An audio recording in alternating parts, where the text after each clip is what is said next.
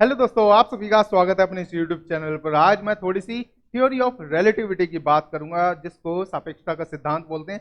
साथ में अधिकतर बातें मेरी आत्मज्ञान से होंगी। आत्मज्ञान के माध्यम से मैं आपको अनूठा ज्ञान प्रदान करूंगा आज। तो आइए शुरुआत करते हैं अपने इस वीडियो की। देखिए, E equal to M C square. Albert Einstein, जो कि 19वीं सदी के महान वैज्ञानिक माने गए हैं, उन्होंने सिद्धांत दिया और उसको प्रूफ भी किया, न्यूटन को चुनौती भी दी। ऐसी बहुत सारी बातें हम अपनी कक्षाओं में पढ़ चुके हैं, सुनने में मिलती हैं, गूगल पे सर्च करने को मिलती हैं। थोड़ी सी उसकी बात करेंगे, फिर हम अपने आत्मज्ञान से समझने की कोशिश करेंगे कि एक्चुअली में क्या समझते हैं हम। देखिए, E equal to M C square. E जो है, इसमें एक तरीके से एनर्जी है और m मतलब मास है, यानी मास एनर्जी में कन्वर्ट हो सकती है और एनर्जी मास में। जो इसमें c रिप्रेजेंट करता है, ये कांस्टेंट को रिप्रेजेंट करता है, यानी वेलोसिटी को। जिसमें आइंस्टाइन ने बोला कि जो ये रोशनी है, जो ये लाइट है, यह बिल्कुल भी अपनी स्पीड को चेंज नहीं करती। ये वैसी ही अवस्था में बनी रहती है 3 लाख किलोमीटर प्रति सेकंड की रफ्तार से, जो कि सूर्य से आती है लगातार। लेकिन इसमें भी अप्रोक्सीमेशन है। अप्रोक्सीमेशन कैसा कि हम कभी भी 100% श्योर इस धरती पर किसी भी वस्तु के ऊपर नहीं हो सकते। जैसे एक मानव की औसतन उम्र 60 से 100 वर्ष है, तो यानी हम कभी भी ये एंश्योर नहीं कर सकते कि ये 70 वर्ष तक ही जिएगा और इस दिन को मर जाएगा। यदि हम ऐसा कर सकते तो हम लाइट की स्पीड को भी 100% बोल देते। लेकिन वैज्ञानिकों का मानना है, प्रूवन करते हैं वो अपनी तरफ से, लेकिन अंत में है तो थ्योरी ही। तो थ्योरी इंडिविजुअल रूप में होती है। अब वो कितने भी महान वैज्ञानिक द्वारा दी गई हो, वह उनकी कल्पनाओं से निकली हुई, जो जहां तक सोच पाया उन्होंने इस जगत को बता दिया। लेकिन इसका मतलब ये नहीं है कि उन्होंने 100% बता दिया। फिर भी डिस्कवरी कंटिन्यूस, खोज जारी रहती है। अब देखिए यहाँ पर, जैसे इस थ्योरी के अनुसार एक भाई बहन है, भाई बैठकर रॉकेट में चला जाता है मार्स पर। मार्स पर जब वह चला जाता है तो उसके लिए समय धीमा हो जाएगा। और यही नासा के वैज्ञानिकों ने भी थोड़ा सा अपनी खोज में पाया। जब रॉकेट के साथ उन्होंने क्लॉक लगा दी थी, तो देखा कि पृथ्वी की जो क्लॉक है, जो घड़ी है, वह उसी रफ्तार से चल रही है, लेकिन जो बाहर अंतरिक्ष में जा चुकी है, उसकी जो गति है वह थोड़ी सी धीमी हो चुकी है। यानी टाइम अलग अलग चलता है इस प्रकृति के अनुसार। और ये हम आम जीवन में भी देखते हैं कि जैसे ये जो समय है, ये एक अनुभव है, ये कोई एग्जिस्टेंस नहीं है कि आप बोलें कि समय एग्जिस्ट कर रहा है। नहीं, ये प्रकृति डिसाइड करती है अपने हिसाब से। अलग अलग व्यक्ति को अलग अलग समय महसूस होता है, ये अनुभव है। अब देखो कैसे, आपको मान लीजिए बहुत असीम खुशी हो रही है, आनंद की प्राप्ति हो रही है, लेकिन क्षण भंगुर है। क्यों? एक क्षण के समान प्रतीत होती है। मान लीजिए आपकी बर्थडे पार्टी है और 100-200 लोग आए हुए हैं और हर्षोल्लास के साथ आप अपना जन्मदिन मना रहे हैं और मजे कर रहे हैं। मान लीजिए पार्टी आपकी 9 बजे से 12 बजे तक चालू हुई और इसमें आप बड़ा एंजॉय कर रहे थे। लेकिन आपको तभी ऐसा लगता है, यार ये खुशी के पल हैं, ये जल्दी ना बीते। लेकिन वह तुरंत बीत जाते हैं। कब स्टार्ट हुआ, कब खत्म हुआ, सिर्फ अनुभूति रह जाती है। यानी जो आपने वह समय फेस किया, वह आपका अनुभव था और आपको क्षण भंगुर, यानी एक छोटे से क्षण के समान क्षणिक महसूस हुआ। लेकिन जब यही चीज दुख में तब्दील हो जाए, मान लीजिए कि मेरी टांग टूट जाए और उससे बहुत ही ज्यादा दर्दनाक अवस्था हो, पीड़ा हो मुझे, तो मेरे लिए एक एक पल काटना बड़ा ही ऐसा होगा कि जैसे मैं महीनों काट रहा हूं, वर्षों काट रहा हूं। तो दुख का अनुभव समय में हमें बड़ा महसूस होता है। मान लीजिए सेम ही टाइम फ्रेम लेते हैं, पार्टी 3 घंटे तक की रहेगी और 3 घंटे मुझे दर्द हो रहा है। पार्टी का समय महसूस नहीं हुआ क्योंकि मुझे पीड़ा नहीं हो रही थी। जिस वक्त पीड़ा हुई तो यही 3 घंटे 3 साल के बराबर लगने लगे। हर एक क्षण काटना भारी पड़ गया। तो समय एग्जिस्टेंस में वैसे ना होकर ये सिर्फ अनुभव के अंदर है। बाकी जो समय है हमारे शरीर के अंदर प्रकृति ने रचाया हुआ है। जब तक उसको रखना है इस शरीर को, वह रखेगी, और जब इसको वापस जोड़ लेना है, अपने अंदर समाहित कर ले प्रकृति इस धरती के अंदर, इस मिट्टी को, तभी वह इससे वह ले लेती है। अब देखते हैं और डिटेल में जानेंगे। देखिए, अब जब ये गया था यहाँ पर, तो ऐसा बताया गया है कि जो इसकी बहन है, मान लीजिए ये 20 वर्ष की है और इसका भाई भी 20 वर्ष का है। लेकिन क्योंकि इसके लिए समय धीमा हो गया है, और जब ये वापस पृथ्वी पर आएगा, यहाँ पर मान लीजिए 20 वर्षों बाद ये वापस आ रहा है, तो इसकी बहन इससे ज्यादा उम्र की हो चुकी होगी और यह कम उम्र का ही दिखेगा, यानी बहन जल्दी मरेगी अब और ये बाद में मरेगा।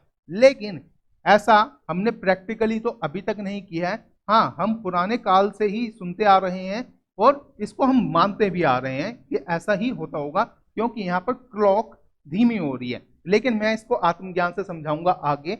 देखिए, एक और एग्जाम्पल समझ लेते हैं। मान लीजिए आप खड़े हुए हैं और दो रॉकेट यहां पर लॉन्च होने वाले हैं। दोनों सेम आकृति सेम आकार के हैं और जब इनको लॉन्च किया, लेकिन जो इस पहले प्लेन की गति थी वह थी 100 किलोमीटर प्रति घंटा और इसकी है 1000 किलोमीटर प्रति घंटा। अब देखिए, जब इसको छोड़ा गया, क्योंकि दोनों एक ही समय पर छोड़े गए क्लॉक के अनुसार, लेकिन गति से समय का जो ये डिफरेंस है ये अलग हो गया। ये अपनी जगह सही है, ये भी अपनी जगह सही है, लेकिन जब ये आपको दिखेगा, क्योंकि ये धीमा चल रहा है तो ये आपको पास दिखेगा और बड़ा दिखेगा। जब यही चीज आप इसके साथ देखेंगे, सेम ही समय में ये आगे जा चुका है लेकिन आपको ये छोटा प्रतीत होने लगेगा। अब यहां पर मैं आपको आत्मज्ञान से बहुत सारी चीजें ऐसी बताऊंगा कि आपने शायद उतनी अनुभव ना की हो, लेकिन अब से आप इसका एनालिसिस करना, समझने की कोशिश करना, आपको आत्म अनुभूति भी होने लगेगी। हम में से अधिकतर लोग ऐसा भी मानते हैं कि आत्मा का कोई वजूद नहीं है, वह भौतिक जगत की बातों में फंस चुके हैं, पल्यूट कर चुके हैं अपने आप को। ऐसा नहीं है दोस्तों, आत्मा मौजूद है। आप बिल्कुल आसानी से इसको देख सकते हैं। देखिए कि यहां पर जब हम अपनी आंखें बंद कर लें तो अंदर कुछ भी नहीं दिखता, जबकि बाहर से सब कुछ दिख रहा है। तो जो ये अंदर बैठी हुई आत्मा है, इस शरीर में बैठकर इस भारी जगत को देख रही है और इसके अंदर बहुत सारी बातें चल रही हैं जो हम ग्रास्प कर लेते हैं और इससे क्या होता है, आत्मा से दूरी बन जाती है, यानी हम होते हुए भी अपने आप को पहचान नहीं पाते। अब देखिए क्या है, अब मैं इसको आत्मज्ञान से समझाता हूं इसी उदाहरण को। आप आंखें बंद कर लीजिए, अब रॉकेट चाहे इधर हो या उधर हो मुझे दिखने ही वाला नहीं है, क्योंकि यह इस जगत की बातें हैं, अंदरूनी जगत की बातें नहीं है। अब देखिए कि इस आंख को मैं स्कोप मान लेता हूं, जैसे माइक्रोस्कोप होता है और टेलीस्कोप होता है। टेलीस्कोप दूरबीन होती है दूर से देखने के लिए, और बाद में जो ये माइक्रोस्कोप है वो सूक्ष्म लेवल को देखने के लिए, सूक्ष्म जगत को, कीड़े मकोड़े, जीव जंतु, बैक्टीरिया, वायरस, इन सभी को देखती है। अब देखिए, आप इस शरीर को जहां पर भी लेकर जाएंगे, जहां पर भी लेकर जाएंगे, ये आंखें अपने अनुसार उसकी आकृति को बड़ा करती चली जाएगी जहां तक भी आप जाएंगे, और जितनी दूरी से आप आएंगे वापस, और यह चीज वही चीज, मान लीजिए सूर्य को देख रहा हूं तो सूर्य इतनी दूर होने की वजह से इतना दिख रहा है, लेकिन जैसे जैसे मैं नजदीक जाता जाऊंगा ये बड़ा होता जाएगा, बड़ा होता जाएगा, बड़ा होता जाएगा। तो क्या हो रहा है, क्योंकि मैं अपना शरीर वहां तक लेकर जा रहा हूं, क्योंकि मैं अंदर बैठा हूं और ये स्कोप है। तो जो हम मैं आंखों से देखता हूं ये ही माया है, इसी को भ्रम भी बोलते हैं। क्योंकि आप देखिए कि जो ये ब्रह्मा है, तो ब्रह्मा क्या रिप्रेजेंट करता है, ये इलेक्ट्रॉन को रिप्रेजेंट करता है और इलेक्ट्रॉन अपनी स्थिति चेंज करता रहता है। ब्रह्मा को क्रिएटर भी बोलते हैं, यानी इसका काम है क्रिएशन करना। जो भी चीज क्रिएट होती ही जा रही है लगातार, तो वह परिवर्तनशील भी होगी, इसलिए हमारा शरीर भी प्रतिपल बदल रहा है, क्योंकि क्रिएशन चलती जा रही है। वह ब्रह्मा हमारे भी शरीर में मौजूद है, बाहर भी मौजूद है, सारी चीजें परिवर्तनशील हैं, इसलिए क्रिएट होती जा रही हैं। अब देखिए, क्योंकि यही माया है, जब आप अपने आप को इसके पास यहां पर खड़ा रख लें तो ये इसी आकार का नजर आएगा, जब आप यहां पर थे तो भी ये इसी आकार का था। तो क्या डिफरेंस आ रहा है आपके होने और ना होने का उस चीज के पास में, और जब वह बहुत ही ज्यादा दूर हो जाए तो वह ओझल हो जाती है। ओझल यानी कि वह दिखती नहीं है। अब देखिए, अर्थ की एक मीटिंग लाइन है अर्थ और स्काई के बीच में, जिसको हम क्षितिज बोलते हैं, होराइजन। तो होराइजन मान लीजिए ये अर्थ है और ये स्काई है, यहां पर मैं लिख देता हूं आपके रेफरेंस के लिए, अर्थ और स्काई, इसके बीच में यहां पर ये होराइजन है। जब आप अपनी छत पर खड़े होते हैं यहां पर, और छत से जब आप देखते हैं तो इनका जो ये संगम मिलने वाला पॉइंट है, मीटिंग पॉइंट, यह क्षितिज कहलाता है, जो कि धुंधला सा ब्राउन कलर का दिखता है हमें, लेकिन यह होते हुए भी नहीं होता। यही तो एटर्निटी है और यही माया है, इसी में हम फंस जाते हैं। इसी समान ये भी है, जब हम इन बातों को और डीपली समझेंगे तो हमें और भी ज्यादा समझ में आएंगी। देखिए दोस्तों, पूरे ब्रह्मांड के अंदर जितनी भी चीजें मौजूद हैं वो इस पृथ्वी पर भी मौजूद हैं, क्योंकि हम खुद में ही ब्रह्मांड लेकर बैठे हुए हैं। एक्चुअल में हम इस माया में फंस गए हैं कि जब हम आंखें खोलते हैं तो हमें हर चीज ऐसी दिखती है, एटर्नल तो है ही, लेकिन हम उसको पहचानने में सक्षम नहीं होते। लेकिन यह चीजें आप आत्मज्ञान के द्वारा पहचान सकते हैं और उस अनुभूति तक पहुंच सकते हैं। अब देखिए कैसे, मैं आपको और समझाऊंगा। इस एग्जाम्पल से पहले एक और बात बताता हूं ताकि आपकी एक भूमिका निर्मित हो जाए, ताकि आप उसका आकलन कर सके, एनालिसिस कर सके। अब देखिए कि ये पृथ्वी मध्य जगत है, तो हर चीज यहां पर मध्य में है। इसलिए यदि आप मध्य में रहते हैं तो आप आत्मज्ञान प्राप्त जरूर करेंगे। ये मैं आपको अपने अनुभव से बोल रहा हूं। आप अपनी आत्मा को पहचान सकते हैं, उसको अनुभव कर सकते हैं। अब देखिए मध्य में होने का मतलब है हाँ और ना। पृथ्वी पर मौजूद है, हाँ भी नहीं भी। दिन रात सिर्फ पृथ्वी पर मौजूद है। अंतरिक्ष में निकल जाओगे तो कोई दिन रात नहीं है। दुख और सुख यहीं पर मौजूद है। एक गरीब है, एक अमीर है, ये भी यहीं पर मौजूद है। एक कुरूप है, एक सुंदर है, ये भी यहीं पर मौजूद है।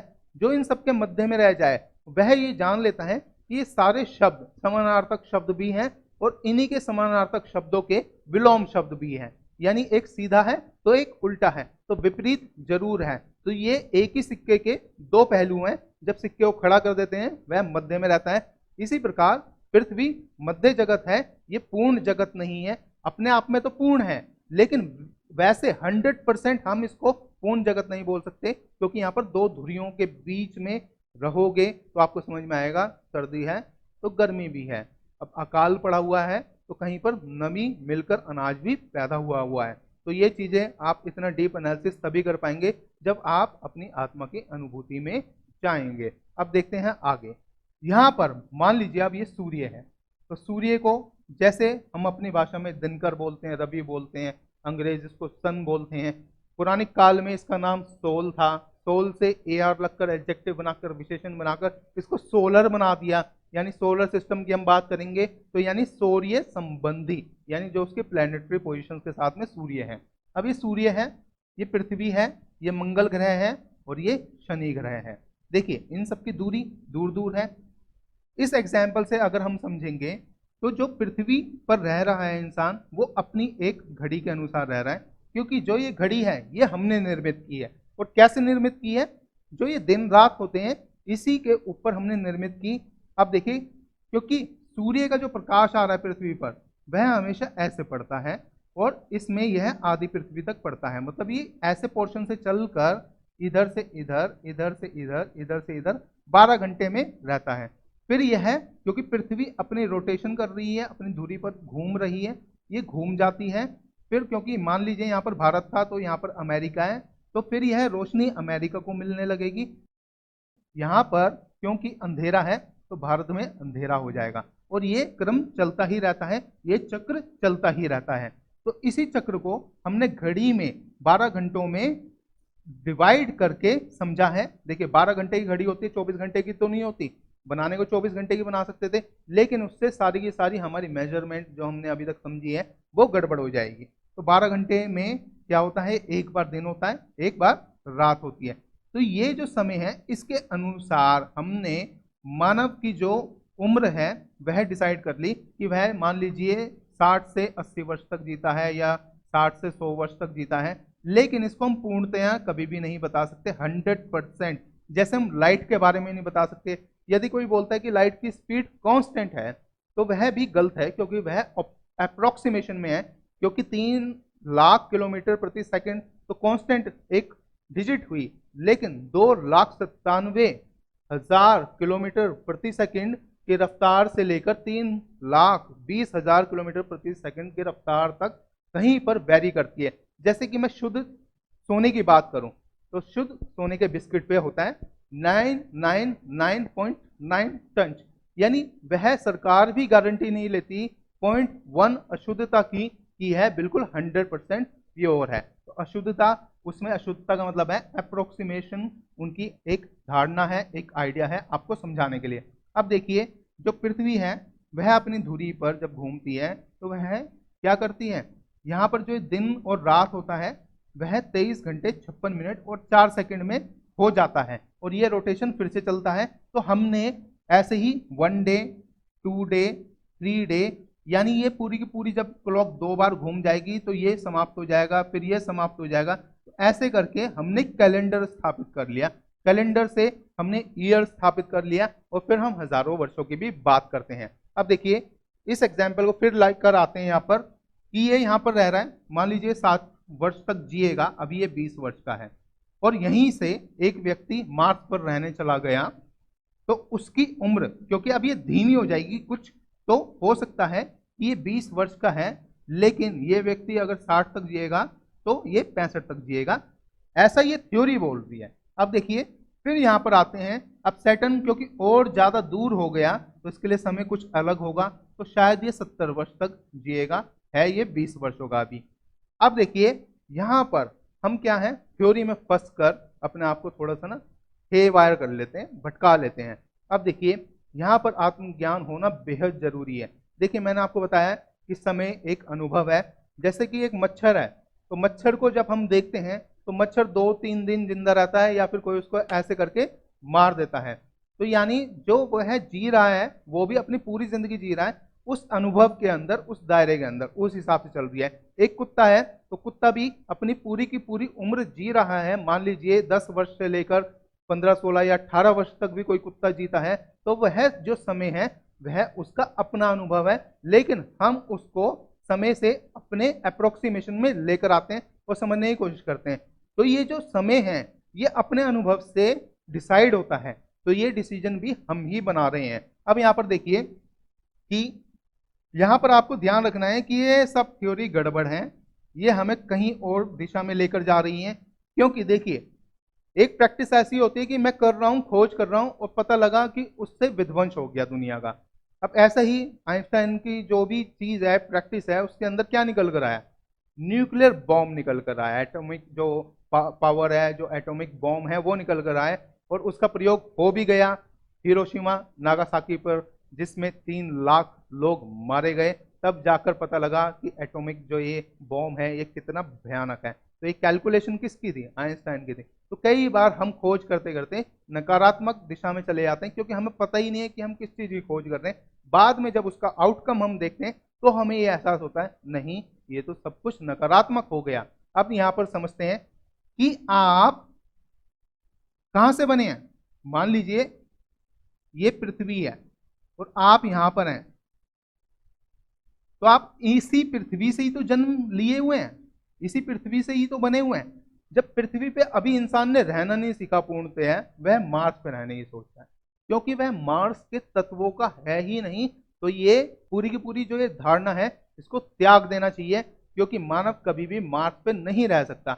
यदि वो रहेगा भी तो कृत्रिम रूप से रहेगा, नेचुरल रूप से प्रकृति ने हमें यही जन्म दिया है, यही शरीर ढला है, इसी के तत्वों को खाकर हम ऊर्जा को कन्वर्ट करते हैं और उस एनर्जी को यूज करते हुए अपना जीवन यापन करते हैं। अब देखिए आपने पंच तत्वों के बारे में सुना होगा, जिसको हम भगवान भी बोल सकते हैं, भगवान, यानी कि भूमि, गगन, वायु, अग्नि और नीर मतलब जल। इसी से हम निर्मित है, इन पंच तत्वों से। इनके अंदर 3 तत्व बिल्कुल भारी हैं। कौन कौन से? पृथ्वी भारी है, क्योंकि पृथ्वी का जो भी तत्व है वह पृथ्वी पर ही रहेगा।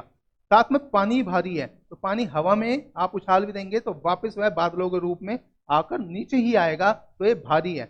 हवा अंतरिक्ष में मौजूद नहीं है, तो ये भी पृथ्वी पर मौजूद है, ये भी भारी है। लेकिन जो हम आकाश और जो अग्नि बोल रहे हैं ये सर्वव्यापी है, ये हर जगह पूरे अंतरिक्ष में फैली हुई है, यानी ये हल्के तत्व हैं। यदि आप इन तत्वों के बने हुए होते तभी आप अंतरिक्ष में रह सकते, अन्यथा आप इस धारणा को बिल्कुल त्याग दें। यह मैं अपनी आत्मा की अनुभूति से आपको बता रहा हूं।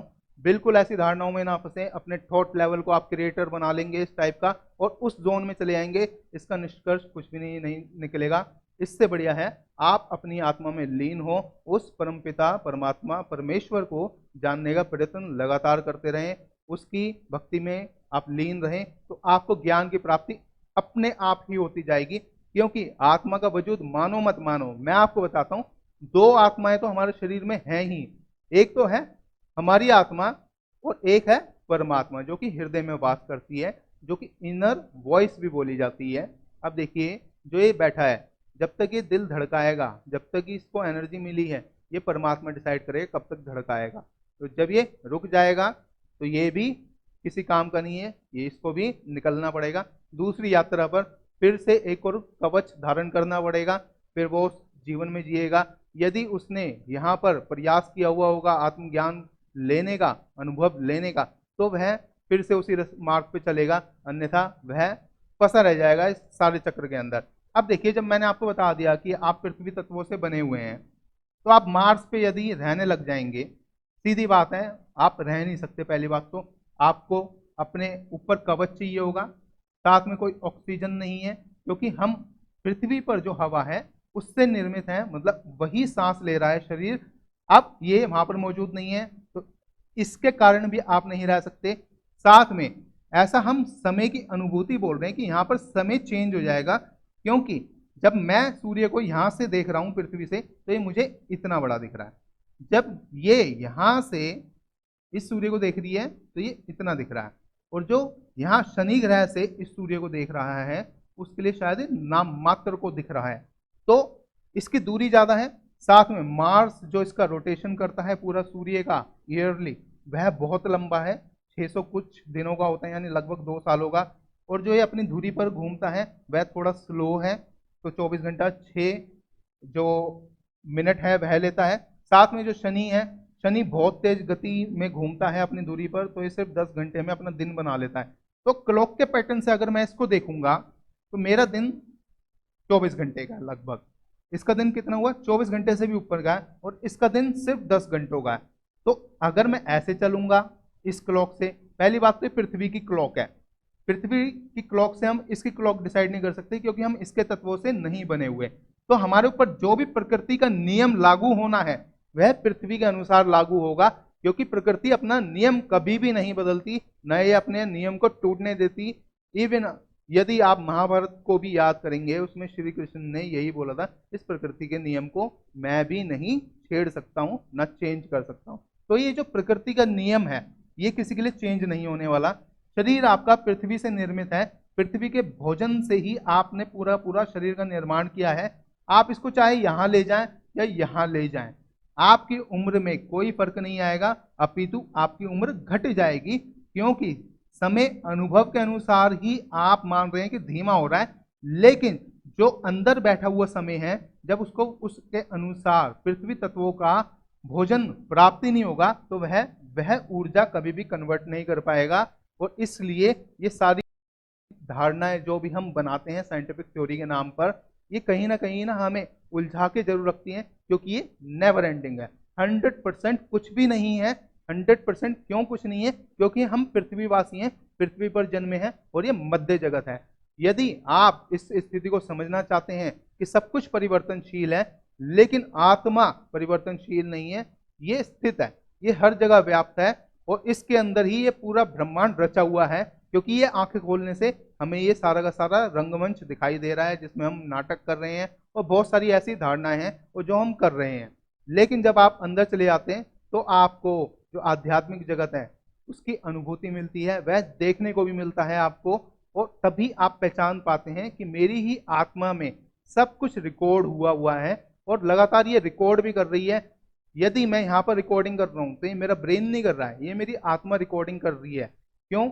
जैसे मान लीजिए आप रोज ट्रैफिक तो देखते होंगे, आप याद नहीं रखते कौन गया था कौन नहीं गया था, लेकिन जैसे ही आप फोकस करते हैं किसी भी वस्तु के ऊपर तो वह वस्तु आपको याद हो जाएगी तुरंत। वह आपने याद नहीं करी, वह ध्यान से, यानी ध्यान लगाकर आपने जब किसी को देखा तो वह आत्मा ने रिकॉर्ड कर लिया, और उसको आप आजीवन नहीं भूलते। तो दोस्तों, थोड़ा सा डिफिकल्ट तो होता ही है ये सारा का सारा आत्मज्ञान का कॉन्सेप्ट। मुझे उम्मीद है कुछ कुछ बातें आपको समझ में आई होगी, और आप इसको एनालिसिस कीजिए, इसका आकलन कीजिए, तब जाकर आपको यह बातें और भी क्लियर होने लगेंगी। इवन इस वीडियो को आप दोबारा भी चलाकर देख सकते हैं। मेरी बात कुछ समझ में ना आई हो तो आप कमेंट सेक्शन में जरूर लिखकर पूछें, मैं उसका समाधान भी बताऊंगा आपको। मैं हो सकता है वीडियो के रूप में उसका समाधान दूं।